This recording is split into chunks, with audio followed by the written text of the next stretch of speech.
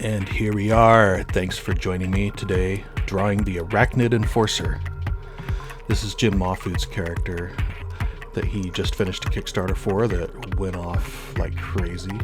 It's his own bootleg character based on an obvious character. He did one last year called Savage Street Vigilante, which was a bootleg version of a detective of the night, I'll say. A man that wears a bat symbol. And this one is, pretty obvious, Arachnid Enforcer. And his bootleg comics are freaking awesome, though. They're so fun, and his style is so good.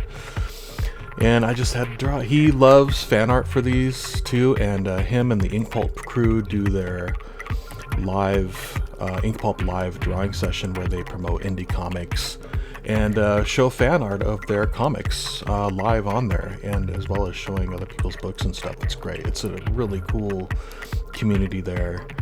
And I sent this to him on Instagram, and he showed it, and him and Shawn Crystal were looking at it, and both had good things to say, which was super cool.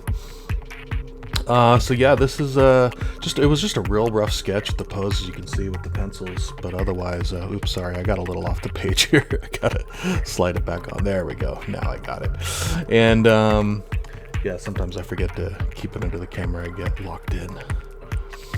But yeah, just a fun, gangly character. I've never actually drawn Spider-Man with his proportions, just the way his body can stretch and bend and everything for his poses. So it was really kind of a stretch for me, and I just wanted to be this weird, gangly, creepy looking dude, and I think I did it.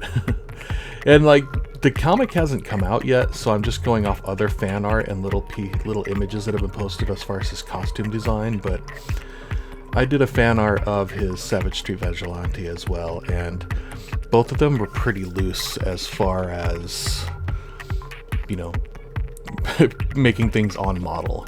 It's the general idea. A haphazard suit put together usually, and so if it's everybody has a slightly different version of it, which is actually part of the charm of it, I think. So yeah, just getting all the little scribbly details on here. I like that I didn't have to draw an entire body of those web shapes on his body, though. That stuff takes forever. Drawing a monthly comic book of that, I can't imagine how annoying that would get even after a single issue or 10 pages into an action scene of Spider-Man. Oh yeah, he's got this. I like his striped shirt on the character. Stripes are always fun. This little Spider-Man belt with the packs, of course. Yeah, little torn clothes and dangly things flying off, which are kind of fun. And he has these little, you can't see it real well, but I'll get to it. Like up over his shoulders, I have a couple lines up there. He has these sort of torn web wing things, which are sort of like a play on Batman's web flying things he had under his armpits, which were always interesting to see which artists would draw them and which wouldn't back in the day. I haven't seen him with those in a long time though, but of course I haven't been buying modern Spider-Man comics in a while either, so maybe they're still there. But yeah, using the micron for this one, pretty much the whole thing. I think it was a 0.02 or 0.03, I believe. And yeah, I just kind of have him flying through the page. I didn't really think out too much. Oh yeah, here we go with the little web wingy things that are all shredded.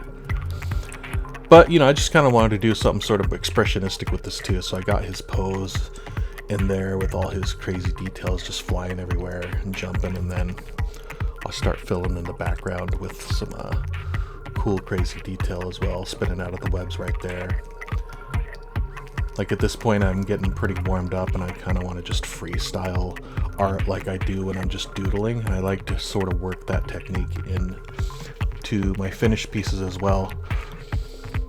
Definitely been inspired by people like Sergio Topi and Mobius lately, and they do a lot of that where they just have this sort of subconscious free-form doodling style that they do, and they work it into their finished art, a lot of it too.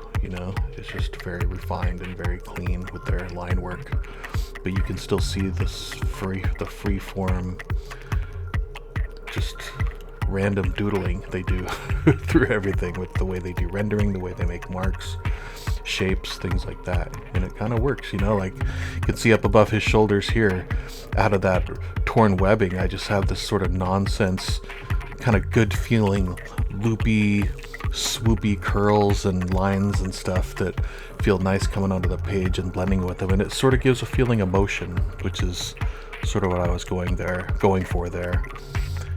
Not trying for anything specific, just kind of seeing where it takes me, and just trying to get something that helps with the direction and the motion a little bit, almost like a version of speed lines.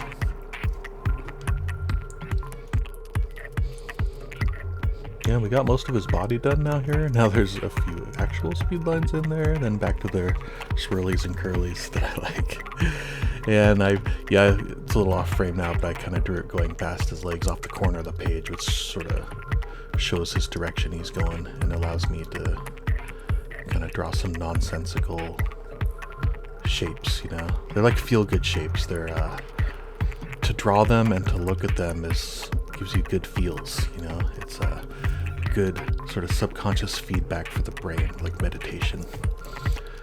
Helps you be zen about your drawing. It's like whatever naturally feels best with your hand and your brain connection, which is my approach to a lot of my art these days, especially in the last couple months. I feel like I've made a big change.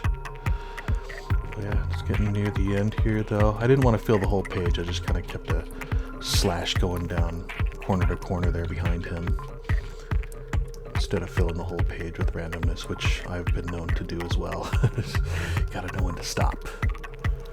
But no, this one turned out really cool. And I showed it to them too, and they actually did say it reminded them of Mobius a bit, which I'm totally cool with that. I think I might have had a Mobius sketchbook open as inspiration while I was working on this too. None of the loops or anything were ripped from him or look exactly like him. It's more like just that sort of feel and approach, you know, that I can see that he's doing in his, you know, of making marks, making motions. It's like a form of expression rather than a fully formed direction with your art. It takes a lot of the pressure off though too, and it always, as long as you stay slow and take it easy and kind of go with it, most of the time it turns out pretty cool. So feeling a little black. It's nice to get a little bit of contrast in there too, especially with all those thin lines in there. You know, it can all become like a big jumble. And there you go, all done. Woohoo!